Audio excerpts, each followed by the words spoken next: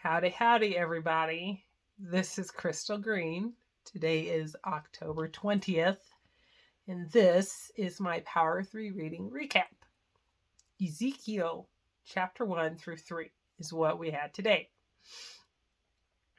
Wow, you're in for an amazing treat. I say that a little sarcastically. So, I remember last year going through Ezekiel and finding the song, and a buddy of mine, Don, found the song, the original song and video, and a friend of mine, Angela, also found some of these lyrics, and it was Ezekiel. Ezekiel saw the wheel way up in the middle of the air. Ezekiel saw the wheel way in the middle of the air. You know, it was a neat discovery to go through and look at the words. So this year, I came to my table. I said, Lord, help me find something today because I'm feeling a little dry and I need some inspiration, Father.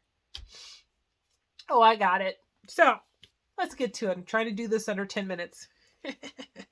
Quote, also from within it, and this is referencing the great cloud that was raging, fire engulfing itself in verse 4. Also from within it came the likeness of 4 living creatures. And this was their appearance. They had the likeness of man. Each one had 4 faces, and each one had 4 wings.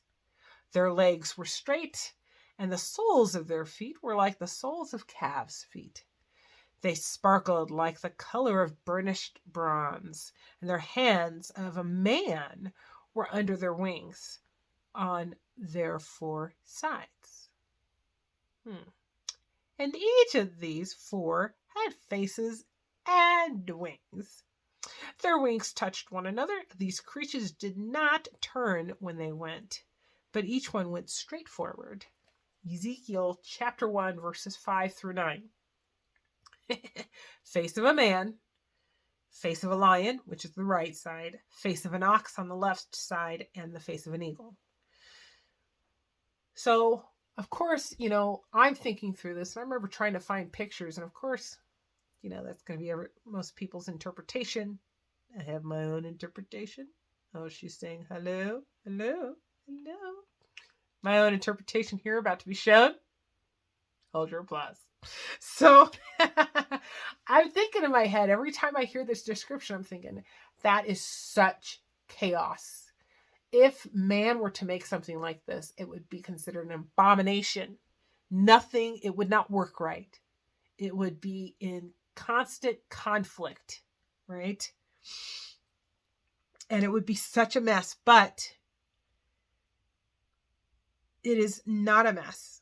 It works in harmony. Each creature with the multitude that is upon this creature, which is the 4 faces, the arms, the wings, the legs, the wings that cover the body as it flies, but the other 2 that are out, plus the wheel on the side, which goes with them.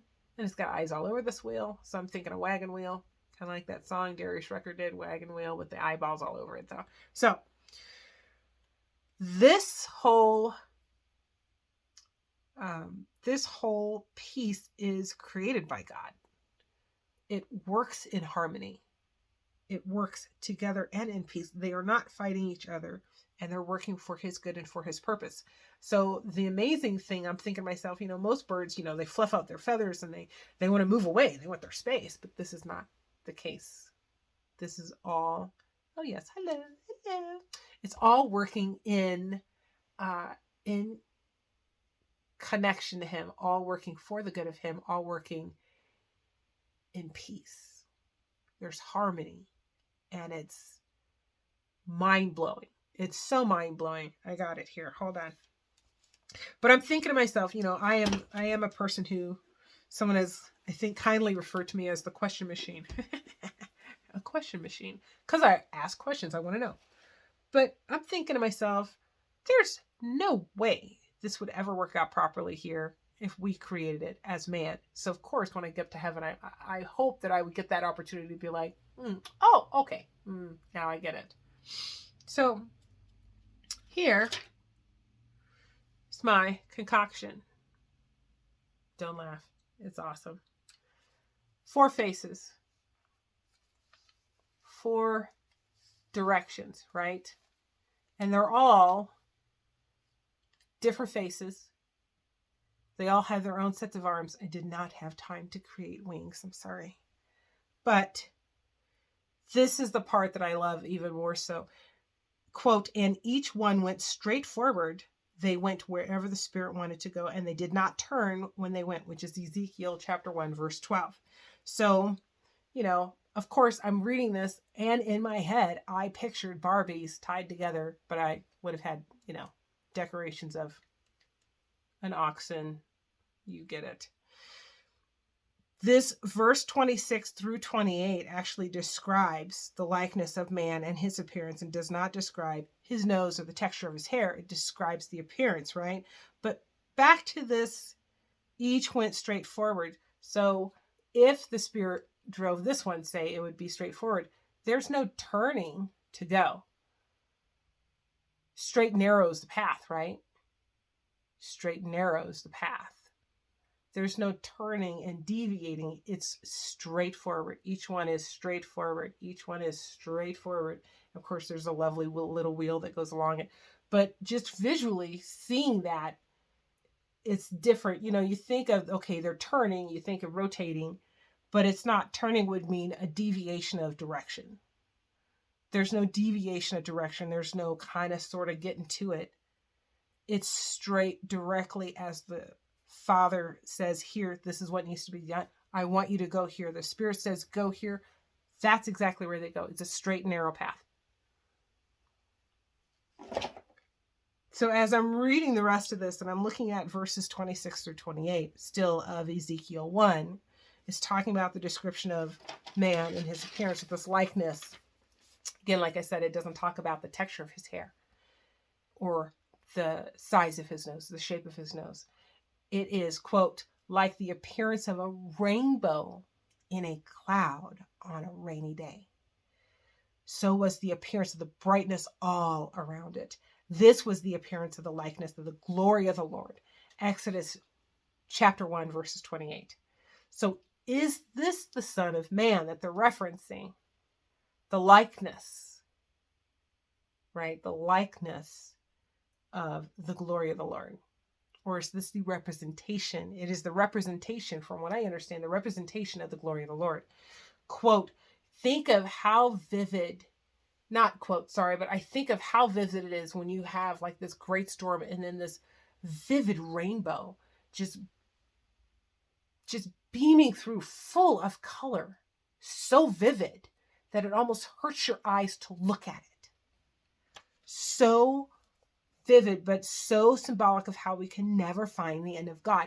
We cannot find the end of the rainbow. There's always been the Lucky Charms or all sorts of stuff that you can go back through, or I can think back through as my childhood, where, if you reach the end of the rainbow, you'll find a pot of gold. But you're not going to find a pot of gold in this situation. This is literally knowing you'll never reach the end of this rainbow because there is no end to our Heavenly Father. None. And there always is more to him. There's always more. His promise is linked with the rainbow, not just in Genesis chapter 9, verse 13 through verses 17. It's also in Revelations chapter 10, verse 1. So the eating of the bitter sweet scroll is also stated in Ezekiel chapters 2 and chapter 3. So chapter 2 and chapter 3 talks about how this scroll is so tiny and this rainbow and the person that's standing with 1 foot on shore and 1 foot in the ocean. Read through Revelations, you'll get it, because I'm almost here to 10 minutes. But the last line in Ezekiel chapter 3, verse 15 is, and I sat where they sat and remained there astonished among them 7 days. So here Ezekiel's having this vision. It's so mind-blowing. It's so amazing. All of these things are happening. His brain is just, what? Amazed. And so as he's brought back, he hears the noise. He's brought back. He's sitting down beside the captives at Tel Abib, and they dwelt by the river Shebar. And he sat where they sat and remained there astonished among them 7 days. His mind was still blown. He had to just sit there for 7 days. And that's all he could do. Probably couldn't even think about nothing straight. So over 10 minutes, I'm going to get off of this. But Ezekiel, awesome chapter, another awesome chapter, another awesome book in the Bible, another awesome prophet, another beautiful story and piece of my history that I love to wallow in and love to learn. Someone sent me a video and I am so grateful for this video. It was a Stephen Furtick video and it was reminding,